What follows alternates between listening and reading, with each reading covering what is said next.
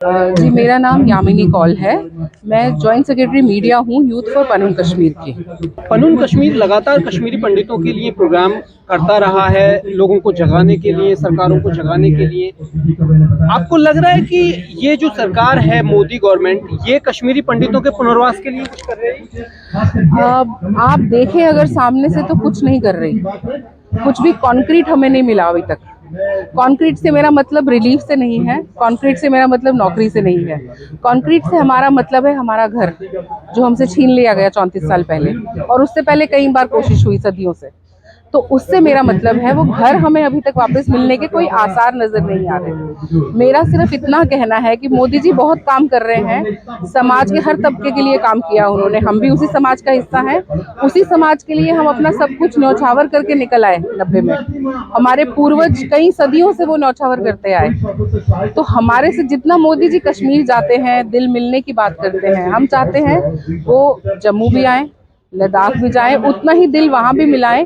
और हम कश्मीरी पंडित जो किसी एक जगह बचे नहीं, अब दुनिया में छितर बितर हो गए हैं सब तरफ, उनसे भी दिल मिलाने की बात करें। हमारा एक ही मकसद है, हमारा जेनोसाइड रिकग्नाइज हो, हमारे साथ जो हुआ 90 में उससे पहले वो रिकग्नाइज हो एज जेनोसाइड। और दूसरा हमारे होमलैंड की बात हो। जब तक होमलैंड नहीं होगा हर बात बेमानी है। यहाँ तो बहुत सारे ऐसे लोग हैं जो कश्मीरी पंडितों के ऊपर फिल्म बनती है तो उसको प्रोपेगेंडा बोल दिया जाता है। देखिए, भारत एक डेमोक्रेटिक नेशन है, हर किसी को आज़ादी है बोलने की, फ्रीडम ऑफ स्पीच सबके लिए है। और आप देखते हैं, ये तो बहुत छोटी बात बोली है आपने कि प्रोपेगेंडा बोला गया, झूठ बोला गया है। आपने अब दिल्ली के चीफ मिनिस्टर को देखा, असेंबली में उन्होंने कितनी बुरी तरह से, जिसको हिकारत की नज़र से कहते हैं, वो बात की उन्होंने।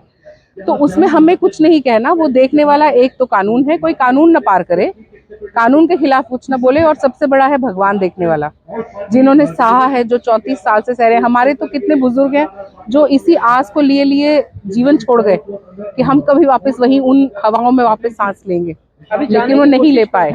अभी जो वहाँ के अब तो मुस्लिम मूल निवासी हो गए, वो शायद आपको वहाँ जाने नहीं देते, देखने नहीं देते। आप अगर ऐसे जाएंगे एज ए टूरिस्ट जो कहते हैं, तो टूरिस्ट के तौर पे आपका बहुत वेलकम होगा। चाहे मैं कश्मीरी पंडित हूँ, आप चाहे हिंदुस्तान के किसी और देश से स्टेट से हो सकते हैं, नॉर्थ ईस्ट से कोई जाए तो एज टूरिस्ट बहुत खुश होते हैं वो देख के, इसमें कोई शक नहीं है। और हम ये भी नहीं कहते कि वो हमें सामने से कुछ कहते हैं, लेकिन अगर हम हालात को देखें, हालात कभी एक दिन को देख के नहीं बनते, आपको हालात पूरे देखने पड़ते हैं। वहाँ नौकरी करने वाले हमारे बच्चे हैं, लड़के लड़कियां हैं, जो कई तो परिवारों के साथ रह रहे हैं, कई परिवारों को छोड़ के रह रहे हैं। क्या वो वहाँ पे सुरक्षित महसूस करते हैं? आपका एक आम यूपी बिहार का कोई कर्मचारी है जो सड़क पे ठेला लगाता है या किसी और तरह का काम करता है, क्या वो वहाँ पे सेफ महसूस करता है? अगर नहीं करता तो फिर इसका कोई मायने नहीं है। केंद्र सरकार तो कहती है, गृह मंत्री हमारे कहते हैं कि कश्मीर बदल गया है, बदलाव आ रहे हैं, सब कुछ शांत है। बदलाव जरूर आए हैं, मैं ये मना नहीं करूंगी, मैं इस बात को नहीं नकारूंगी कि बदलाव नहीं आए हैं। लेकिन हमारा जो डिमांड है होमलैंड का और केपी जेनोसाइड की रिकग्निशन का, जब तक वो पूरा नहीं होता तब तक कोई भी बदलाव है वो अधूरा ही माना जाएगा।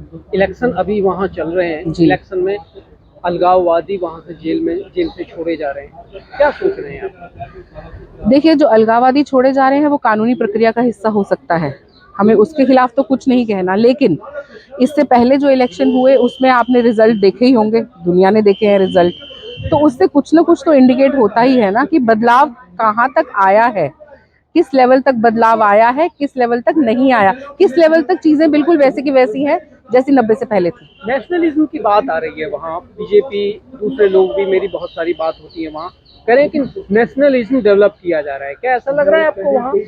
हमसे ज्यादा नेशनलिज्म कौन समझ सकता है बताइए। जब जिन दिनों आतंकवाद 86 से शुरुआत हुई हालात खराब होने की, 90 तक आते आते वो एक, जैसे कहते हैं ना, घड़ा भर गया, वो भर गया था। तो उस दौरान ऐसा नहीं है कि कश्मीरी पंडितों को ऐसा नहीं कहा गया कि आप भी जुड़ जाओ हमारे साथ। मैं आपको एक बार की बात बताती हूँ, ये 2006 की बात है। मैं कश्मीर गई थी एक कॉन्फ्रेंस के लिए, वहाँ पे कश्मीर यूनिवर्सिटी में कॉन्फ्रेंस थी, वहाँ यंग लड़के लड़कियां बैठे थे, तो मैं उनके साथ, अब मैं रिपोर्टर थी उन दिनों, तो उनके साथ जाके बातचीत करने लगी। उनमें से एक लड़का मुझे बोला, कहता बाजी, आपने अगर हमारा साथ दिया होता ना तो तो आज़ादी मिल गई होती हमें। अब मुझे उसके बचपने पे हंसी भी आई, लेकिन अब उसके पीछे की मानसिकता देखिए, वो ये भी मान के बैठे थे कि हम उनका साथ देंगे, लेकिन हमने उनका साथ देने की बजाय अपना सब कुछ गवाकर, मैं इज्जत की बात करूंगी, जान की बात करूंगी, अपने पूरे मान सम्मान की बात करूंगी, सब कुछ गवाकर हमने किस लिए वापस हमने चुना? हमने भारत को चुना। हम भारत में रहेंगे, चाहे भूखे प्यासे रहें, सड़क पे रहें, टेंट में रहे, हमने तो इससे ज्यादा नेशनलिज्म और क्या एक्सपेक्ट कर सकते हो आप कश्मीरी पंडित कम्युनिटी से? आज भी चाहे कितना भी बुरा हमारे साथ, मैं पिछले 34 सालों की बात कर रही हूँ, सिर्फ 2014 के बाद की बात नहीं कर रही, आज तक कश्मीरी पंडित कम्युनिटी का रिकॉर्ड है, हमने कभी भारत मुर्दाबाद कहने की हिम्मत नहीं जुटाई। सरकार से हमें लाख शिकायतें हो सकती हैं, लेकिन ये देश हमको पता है हमारा है, हम इस देश के हैं, और कई संगठन हैं जो हमारे साथ हैं, वो हमें बहुत हिम्मत देते हैं वो चीज को। मगर लक्ष्य अभी दूर है। हमारी मोदी जी से सिर्फ हाथ जोड़ के विनती है, हमारे भी दिल हैं जो बहुत सालों से जख्मी हैं, आप हमसे भी दिल मिला के देखिए, हमारे को भी कुछ सांत्वना दे के देखिए, कुछ ऐसा दे के देखिए कि हमें लगे कि नहीं, सच में हमारा घर वापस वहीं बसेगा।